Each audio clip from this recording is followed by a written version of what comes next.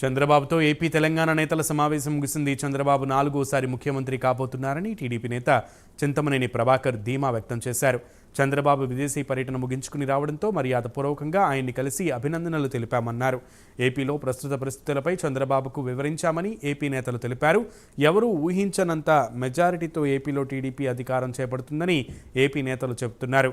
June 4న Jagan అరాచక పాలన అంతమై కూటమి నేతృత్వంలో అంబేద్కర్ పాలన రాబోతుందని తెలిపారు. వైసీపీ దాడులను తిప్పికొట్టేందుకు తాము సిద్ధంగా ఉన్నామని టీడీపీ నేతలు తెలిపారు.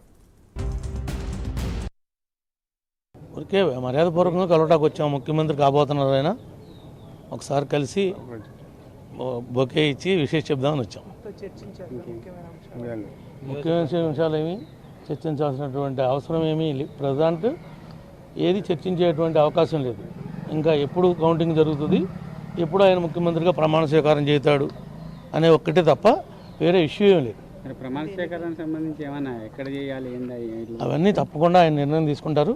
ఇంకా అక్కడ దాకా మేము వెళ్ళలేదు, కానీ అందరూ అయితే మాత్రం వచ్చి అభినందనలు తెలియజేస్తున్నారు. గవర్నమెంట్ వస్తుంది మెజారిటీనా అంటే ఎన్ని సీట్లు వచ్చే అవకాశం ఉంది టీడీపీ? మీరు ఊహించినంత మీ మీడియాకి తెలుగు 2 రాష్ట్రాల ప్రజలకి అందనంత వస్తుంది కూటమి. ఆ విధంగా గెలవబోతున్నాం. అధికారంలోకి కూటమి రాబోతుంది. చంద్రబాబు గారు ముఖ్యమంత్రి కాబోతున్నారు.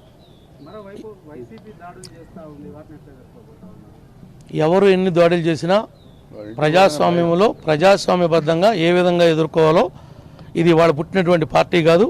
అన్ని విధాలుగా కూడా మా నాయకుడికి అవగాహన ఉంది. ప్రతిదాన్ని ఏ విధంగా కూడా హ్యాండిల్ చేయాలో మాకు తెలుసు. ఏది జరిగినా దేన్నైనా ఎదుర్కొంటానే సిద్ధంగా మేము ఉన్నాం. తెలుగుదేశం జన